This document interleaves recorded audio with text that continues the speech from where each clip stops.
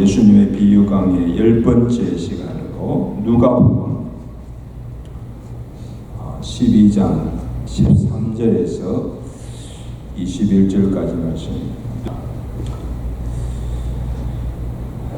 무리 중에 한 사람이 이르되 선생님 내 형을 명하여 유산을 나와 나누게 하소서 하니 이르시되 이 사람아 누가 나를 너희의 재판장이나 물건 나누는 자로 세웠냐 하시고 그들에게 이르시되 삶과 모든 탐심을 물리치라 사람의 생명이 그 소유에 넉넉한 데 있지 아니하니라 하시고 또 비유로 그들에게 말하여 이르시되 한 부자가 그 밭에 소출이 풍성하매 심중에 생각하여 이르되 내가 내 곡식 쌓아둘 곳이 없으니 어찌할까 하고 또 이르되 내가 이렇게 하니라 내 옷간을 흘고 더 크게 짓고 내 모든 곡식과 물건을 거기 쌓아두리라. 또 내가 내 영혼에게 이르되 영혼아 여러 해 쓸 물건을 많이 쌓아두었으니 평안히 쉬고 먹고 마시고 즐거워하자 하리라 하되 하나님은 이르시되 어리석은 자여 오늘 밤에 내 영혼을 도로 찾으리니 그러면 내 준비한 것이 무엇이 되겠느냐 하셨으니 다같이 자기를 위하여 재물을 쌓아두고 하나님께 대하여 부요하지 못한 자가 이와 같으니라. 아멘. 우리 뜻으로 반갑게 인사합시다. 잘 오셨습니다. 예배 시간 한 30분 전에 막 폭우가 막 쏟아지고 소나기가 와서 비 오는 수요일 날 얼마나 오실까 했는데 그래도 많이 오셨네. 잘 오셨습니다. 폭포수 같은 은혜가 풍성하기를 간절히 바랍니다. 오늘 우리가 상고할 비유는 우리가 너무 잘하면 어리석은 부자의 비유 아마 여러 번 전에 말씀드렸을 거예요. 그 하나의 비유이지만 이 비유 속에 나오는 이 부자가 하나님도 없고 내세도 믿지 않고 오로지 이생의 행복만을 위해서 세상의 가치 기준을 따라 살아가는 사람들의 삶이 어떠한가를 예쁘게 보여주는 것입니다. 여러분 이 부자를 보면 제가 볼 때는 나름대로는 참 열심히 잘 살았습니다. 그렇죠? 농부로서 땅을 일구고 부지런히 땀 흘리고 수고하여서 많은 소출을 얻었습니다. 일하지 않은 것이 아닙니다. 그래서 해마다 소출이 늘어나자 큰 곡간을 새로 짓고 거기다가 뭐예요? 재물을 쌓아두고는 자신에게 이릅니다. 내 영혼아 여러 쓸 물건을 많이 쌓아두었으니 이제 평안히 씻고 먹고 마시고 즐거워하자 하리라. 이런 무엇이 잘못됐습니까? 우리가 이 세상 기준을 볼 때는 얼마나 지혜롭고 잘 산 성공된 인생입니까? 평생을 수고해서 돈을 많이 벌어서 평생 먹고 살 재물을 쌓아두고 이제 그만큼 내가 일했고 수고했으니 이제 남은 생에 편안히 먹고 쉬자. 잘못됐습니까? 세상 사람들이 부러워하며 동경하며 추구하며 성공된 삶이 아닙니까? 누구나 그렇게 살기를 원치 않습니까? 누가 이 부자를 향해서 불행할 수가 있습니까? 자식 잘못 살았다고. 근데 하나님께서 잘 보세요. 하나님께서 그 부자의 삶을 볼 때 어떻게 평가하시는가? 뭐라고 하십니까? 본문 10절 말씀입니다. 그 부자를 향해서 하나님이 이르시되 어떤 자요? 어리석은 자요. 오늘 밤 내 영혼을 도로 찾아내니 내 준비한 것이 네 것이 되겠느냐 말씀하셨습니다. 자 보세요. 부자가 나름대로는 잘 살았으나 한마디로 주님이 그 삶을 평가할 때는요, 어리석은 자다, 어리석은 인생이다, 그렇게 말씀합니다. 자, 그 이유가 무엇인가 하면, 결론적으로 말하면 이 부의 결론입니다. 결론적으로 말하면 자기에 대하여는 부유하였으나 누구에 대하여? 하나님에 대하여 부유하지 못하였다, 단정합니다. 그러니까 자기에게는 부유하였으나 무엇에 대해서? 하나님에 대해서는 왜? 부유하지 못하였기 때문에 잘못 살았다, 어리석은 인생이다.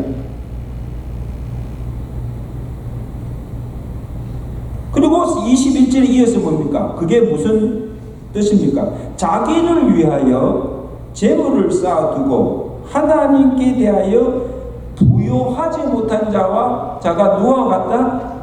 이 부자와 같다는 겁니다.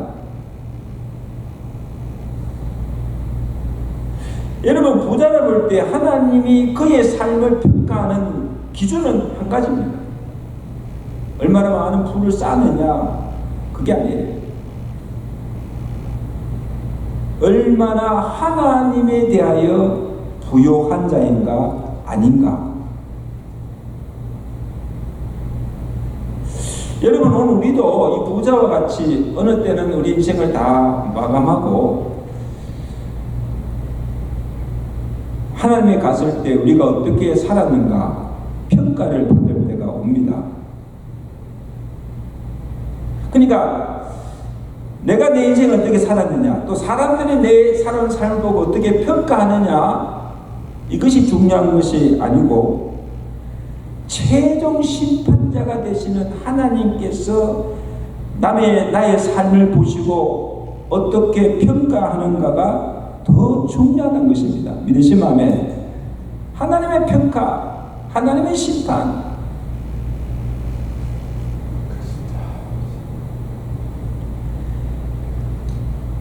여러분, 달란트 비유에서 이제 두 종이 주인에게 와서 평가한 거, 두 종에게 하나는 어떤 평가를 받습니까? 잘하였도다, 착하고 충성된 종이라 칭찬을 하시고, 또 다른 하나는 이 악하고 게으른 종이라 책망하고 내어 쫓김을 당한 것을 보게 됩니다.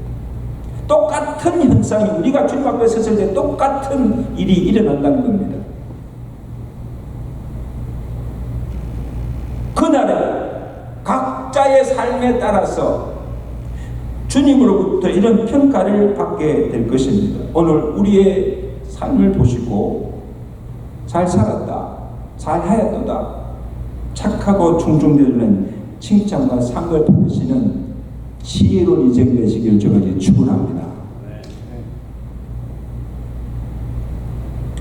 자, 그래서 오늘 본문에 이 부자의 삶에 대해서 주님이 평가하신 것, 자기에 대하여 부여하였으나 하나님에 대해서 부여하지 못하였다, 어리석은 자라고 하셨는데, 그러면 어떻게 사는, 잘 들으세요. 어떻게 사는 것이 하나님에 대해서 부유한 것인가를 알아야죠. 그래야 그렇게 살죠. 어떻게 사는 것이 하나님에 대해서 부유한 자가 되는 겁니까? 이것을 알아야 우리가 이 부자와 같이 어리석은 자가 되지 않고 정말 지혜로운 인생을 살 수가 있지 않습니까? 우리의 남은 생애만큼이라도. 오늘 이 지혜를 깨닫는 시간 되시길 간절히 바랍니다. 하나님께 부유한 자가 되는 삶. 첫째는 그의 삶이 얼마나 이기적인가 아니면 사인적인가를 보라는 거예요. 한번 보세요. 오늘 이 부자는 자기밖에 모르는 이기적인 인생을 사는 것을 보게 됩니다. 부자가 된 것도, 많은 재물을 모은 것도, 자기가 평생 땀 흘리고 수고해서 얻은 내 것이므로 자기 마음대로 쓸 수 있다고 그렇게 생각합니다.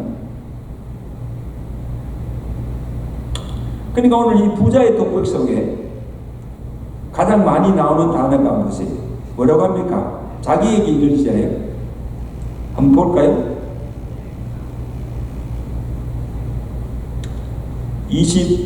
18절 보세요. 17절부터 보세요. 심중의 생각인데, 자, 읽습니다. 내가 곡식 쌓아둘 곳이 없으니 어찌할까 하고, 또 이르되 또에 내가 이렇게 하리라. 그 다음에 내 곡간을 흘고 더 크게 짓고 내 모든 곡식과 내 물건을 거기 쌓아두리라. 또 내가 내 영혼에게 이르되,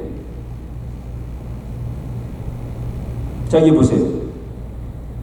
내가 내 영혼, 내 곡간, 내 모든 곡식, 내 물건, 내가 이렇게 하리라.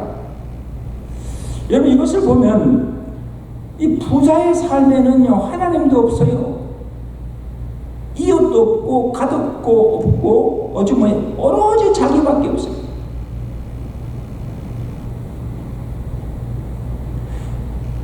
여러분, 엄밀히 따져보면 그가 부자가 된 것이, 많은 재물을 모은 것이 자기 혼자만의 힘으로 된 것입니까?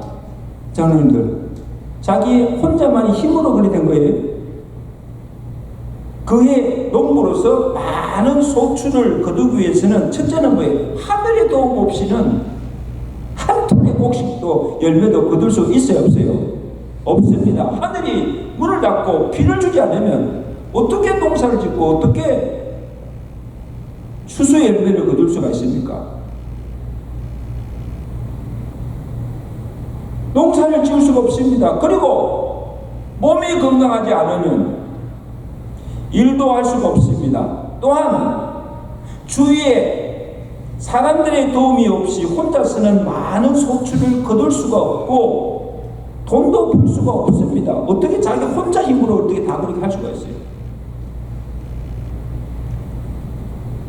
많은 소출을 거두고 돈도 벌고 성공하였으면 당연히 누구에게 먼저 감사해야 됩니까? 누구에게? 풍성한 수확의 열매를 거두게 하신 하나님께 감사해야 하고, 주위에 도움을 준 모든 사람들에게 감사하고, 그리고 자기가 모은 재물을 자기만을 위해서 쓰지 말고 하나님과 이웃을 위해서 베풀며 나누며 살아가야 하지 않습니까? 아멘? 그렇게 사는 것이 뭐예요? 잘 사는 겁니다. 은혜를 알고 은혜 감사하며 사는 사람. 근데 오늘 이 부자는 평생 무엇을 위해서 재물을 모았습니까? 먹고 살기, 그 다음에는 좀 더 잘 먹고 좀 더 편하고 좀 더 살기 위해서라고 그렇게 지금 자기가 고백하고 있지 않습니까? 이제는 내가 평안히 먹고 쉬고 마시고 즐기자. 평생 내가 쓸 재물을 모아두었으니.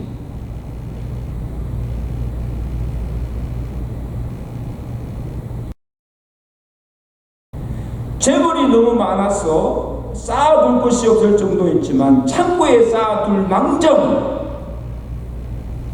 하나님을 위해서나 이웃을 위해서는 한 푼도 쓰지 않고 오로지 자기 한 일과 행복만 위해서 살고 베풀 줄 모르는 이기적이고 동정이나 긍휼이 없는 삶을 사는 것을 보게 됩니다.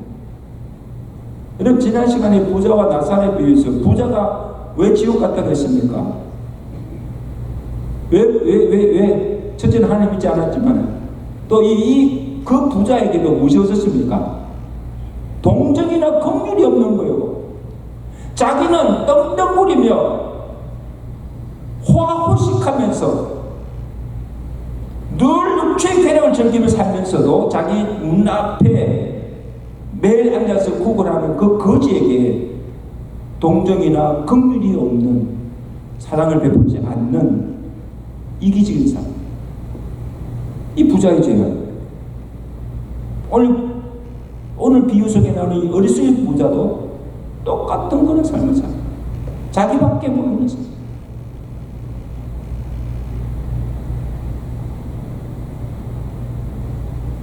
그렇게 많은 쌓은 재물, 오늘 밤 죽으면 무슨 소용이 있습니까? 그래서 주님께서 이 어리석은 자야, 오늘 밤 내 영혼을 불러가면 네가 평생 준비한 쌓아놓은 그 재물이 네 것이 되겠느냐, 이 어리석은 자야. 책망하십니다. 아마 여러분도 아마 기억하실 거예요. 2011년도 10월 15일에 그 애플 창업자였던 스티브 잡스가 죽었죠. 췌장암으로 죽었죠. 큰 재물을 쌓고 성공한 자 아니십니까? 미국의 몇 대 부자가 아닙니까? 평생 써보지도 못하고, 그 나이가 몇 살입니까? 한 50대 같은데, 그죠? 근데 그가 췌장암하면서 병상 생활을 하면서, 오래 하면서, 그가 죽기 전에 남긴 말이 화제가 된 일이 있습니다. 여러분 기억하세요? 그는 평생 성공만을 추구하며 열심히 살았습니다. 그렇죠? 그 결과로서 많은 부와 명성과 재물을 모았습니다. 그러다가 췌장암이라는 진단을 받고 투병하다가 결국 56세로 이렇게 단명하였는데, 얼마나 애석합니까? 그죠? 얼마나 애석합니까? 그가 이런 글을 남겼어요. 한번 들어보세요. 저는 제 사업 분야에서 최고의 성공을 거두었습니다. 지금 이 순간 병상에 누워서 제 모든 생애를 회상해 볼 때 제가 그렇게도 자부심을 가졌던 모든 사회적 안정과 부는 임박한 죽음 앞에서 희미해지고 아무런 의미가 없다는 것을 절실히 깨닫게 됩니다. 그렇잖아요? 땅땅땅땅. 우리가 목숨을 부지할 수 있을 정도의 부를 축적했을 때 더 이상 욕심 부리지 않고 부와 전혀 상관없는 다른 일들을 추구해야 한다는 것을 이제야 깨닫습니다. 이제가 뭡니까? 죽음을 앞두고 깨닫습니다. Too late.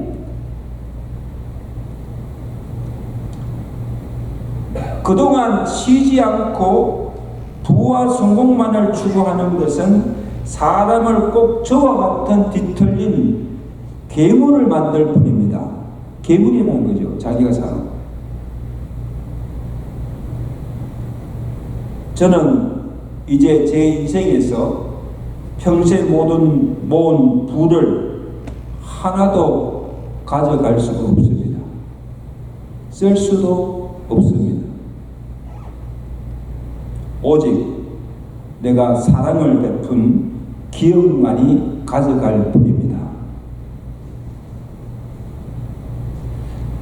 그러면 쭉쭉 그 다음에 있는데 생략하고, 어느 순간에 여러분도 인생의 무대에 막이 내려올 때가 있을 것입니다.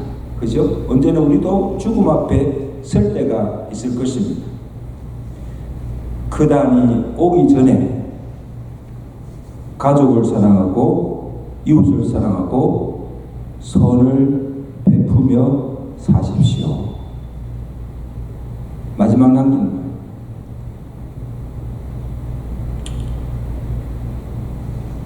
자기 인생에게 있어서 무엇이 가장 소중하고 의미 있게 사는 것임을 사는 동안에는 몰랐는데 죽는 순간에 병상에서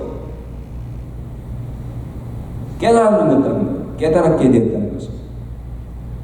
It's too late. 조금 진작 알았더라면 그런 병도 안 걸렸을 거고 아마 참 보람 있고 의미 있는 삶을 살았을 거예요.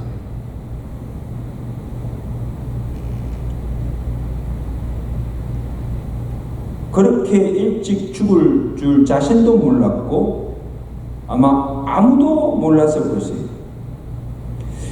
여러분, 오늘 이 부자의 어리석음도 뭔가 하면 이 부자의 어리석음도 자기 인생의 한계를 알지 못하고 있다는 거예요. 이 부자의 고백을 들어보세요. 내가 내 영혼에게 이르되 영혼아 여러 해 쓸 물건을 많이 쌓아두었으니 평안히 쉬고 먹고 마시고 즐거워하자 하리라. 여러분, 이 부자는 자기 생명이 여러 해 동안 자기가 원하는 대로 살 줄 알았다는 겁니다. 100살까지 살 줄 알았다는 거예요. 그리고 자기가 쌓은 재물도 자기가 마음대로 원하는 대로 쓸 줄 알고, 아마 제가 볼 때는 이제 앞으로 내가 뭐 할까 버킷리스트까지 다 만들어 놓고 내가 이제 이런 저것을 하며 내 인생을 즐기며 살겠다고 아마 그렇게 장담하였을 것입니다. 플랜을 다 세웠을 거예요. 근데 어느 날 갑자기 그에게 청천벽력 같은 소리가 됩니다. 여러 해가 아니고 언제입니까? 오늘 밤에 tonight, 오늘 밤 내가 내 영혼을 도로 찾는다. 생명의 주인 되신 주님께서 그의 생명을 불러가겠다는 소리. 사망 선고지요.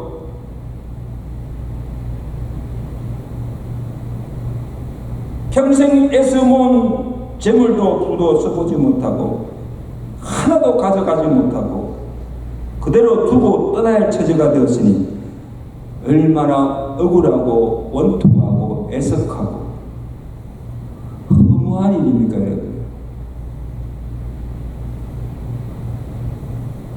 인생의 한계를 모르고 산 인생의 무지의 결과입니다. 그러니까 그게 어리석은 자라는 거. 어리석은.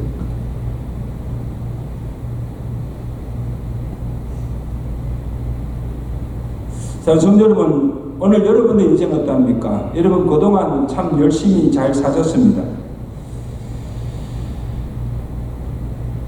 돈을 많이 벌었고 얼마나 많이 쌓아놓았는지 모르겠지만 내가 계획하고 목표하던 것을 다 이룰 수도 있었습니다. 잘 하셨습니다. 그런데 여러분, 그것이 나의 힘으로 나의 노력으로만 되어진 것이 아니고 하나님께서 내게 건강과 지혜 능력을 주셨고 여러 도움의 손길로 얻어진 부요 성공임을 알고 모은 재물임을 알고 하나님께 감사, 내가 가진 부와 재물을 나만의 행복을 위해서 살지 말고 하나님을 위해서도 이웃을 위해서 베풀며 선을 행하며 살아가는 것이 하나님에 대하여 부요하게 사는 인생을 기억하시고 그렇게 사시기를 주가 내게 축원합니다.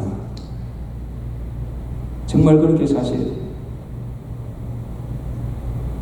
자, 그 다음에 하나님께 부요하게 사는 것은 얼마나 육신적인가 아니면 영적인가를 보라는 거예요.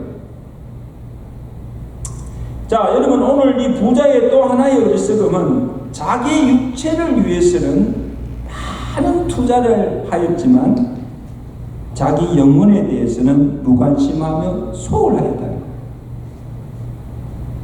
그래서 육은 부유한데 그의 영혼은 공고하고 핍절한 상태였다. 여러분, 우리 육체는 어떻습니까? 나이가 들수록 시들고 쇠퇴하고 맙니다. 나중에 죽고 썩어지고 맙니다. 이게 우리 육체예요.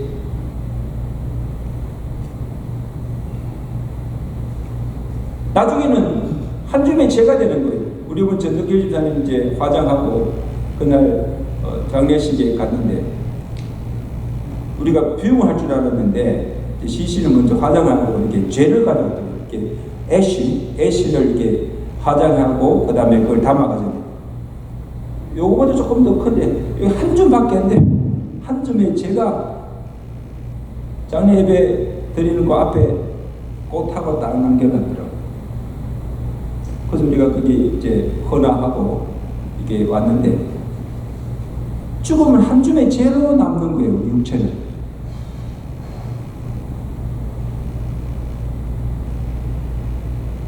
그 가치가 얼마나 될까? 한 푼의 가치도 없습니다. 썩은 시체는. 그러나 죽어도 우리의 영혼은 소멸되지 않고 지어진 하나님께로 돌아가는 겁니다. 아멘. 그러니까 육체가 더 귀합니까? 영혼이 더 귀합니까? 육체는 아무리 아름다워도 시들고 죽으면 한 줌의 죄로 썩고 맙니다. 아무 가치가 없어요.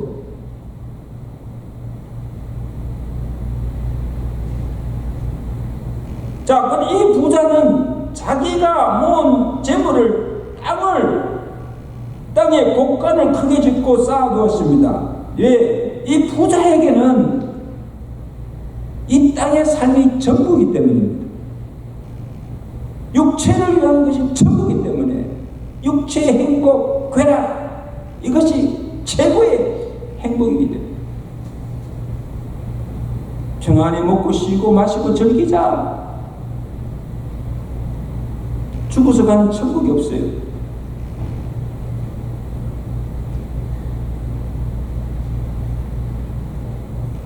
마태복음 6장 19절에 보면 너희를 위하여 보물을 땅에 쌓아두지 말고 거기는 종과 등록이 해하며 도둑이 구멍을 뚫고 도둑질하느니라. 오직 너희를 위하여 보물을 어디에? 하늘에 쌓아두라. 내 보물 있는 곳에 내 마음도 있느니라. 그럼 있는 마음으로 내 보물이 있는 곳에 내 마음도 있느니라. 여러분 지금 마음이 어디 있습니까? 땅에 있습니까? 하늘에 있습니까? 땅에 있으면 그 보물을 땅에 살 것이고, 하늘에 있으면 왜? 하늘에 보물을 살 거 아닙니까? 근데 이 부자는 천국을 믿지 않으십니까? 하늘 믿지 않으십니까? 모든 쌓은 재물을 땅에다 사고 곡간을 크게 들이고 땅에다 놓는.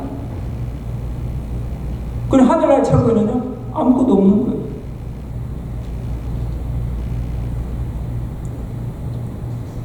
여러분, 여기 보물을, 주님께 보물을 하늘에 쌓아두라는 이 말은 무슨 교회에다가 헌금 많이 내라는 그 말만 아니에요. 헌금을 많이 내라는 그 말만 아니고, 단순한 그런 뜻이 아니고 내 가진 것으로, 네가 지금 가진 것으로 구제하며 선을 베풀고 다른 사람의 삶을 부유하게 하라는 것입니다. 이것이 비단 돈만 아니고 내가 가진 재능, 내가 받은 은사, 내 자신의 삶의 소중한 부분을 나누라는 겁니다. 그것을 가지고 섬기라는 겁니다. 이건 하나님 위해서 사는 삶입니다. 하나님 위해서 부유하게 사는 삶입니다. 하늘나라에 보물을 쌓아두는 삶입니다. 믿으시면 아멘.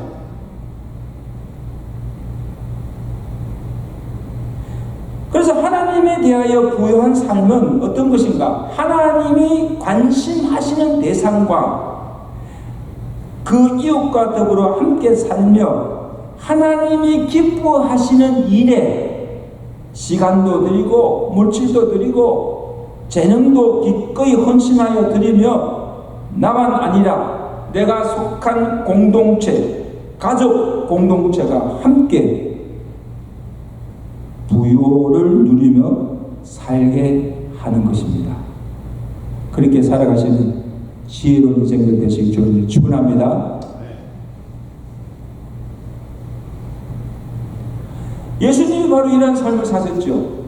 고린도후서 8장 9절에 우리 주 예수 그리스도의 은혜를 너희가 알거니와 부요하신 자로서 너희를 위하여 가난하게 되심은 그의 가난함을 인하여 너희로 뭐에 부요케 하려 하십니다. 여러분, 예수님은 하늘에 부유하신 자로서 우리를 위하여 모든 것을 아낌없이 나누어 주심으로 가난하게 되셨습니다. 자신은 가난하게 되셨지만 우리를 부유하게 하셨습니다. 하늘의 높은 보좌도 내어주셨고 스스로 낮아져서 인간의 몸을 입고 이 땅에 내려오셔서 우리를 위해서 뭐예요? 자기 생명까지 내어주시고 우리를 구원하여 주시고 우리를 부유하게 해 주시고 하나님의 영원한 생명을 부여를 누리게 하셨습니다. 이것이 우리가 받은 구원의 축복인 줄로 믿습니다. 아멘.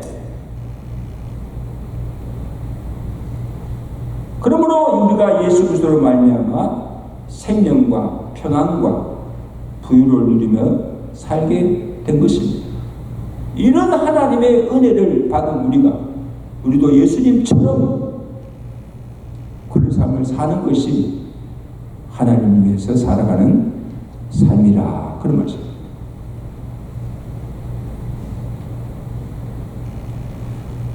성도 여러분, 우리는 세상 사람들과는 다른 가치관과 목적을 가지고 사는 사람들입니다. 왜? 우리는 그들이 보지 못하는 천국을 보고 그들이 믿지 못하는 하나님을 믿고 그들이 갖지 못한 부활과 재림의 소망을 가지고 살기 때문입니다. 그렇잖아요? 그러니까 자연적 그들의 삶과는 다를 수밖에 없고 그들의 가치관과는 다를 수밖에 없습니다. 같을 수가 없죠. 만약에 같다면요, 우리 예수 믿는 사람들 아니에요. 세상 사람들이 사는 대로, 방식대로, 그 가치관대로 똑같이 산다면요, 우리는 하나님 믿는 사람들 아니에요.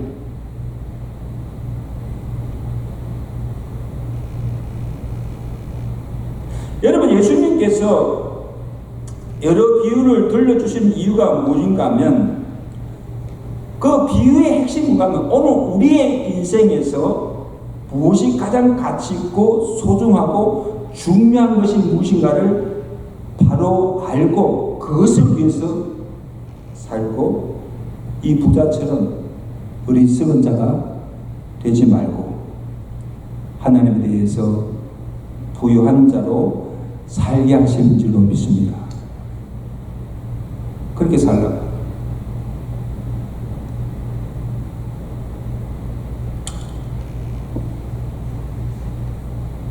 사람의 생명이 소유의 넉넉함에 있지 않고 주님은 말씀하십니다.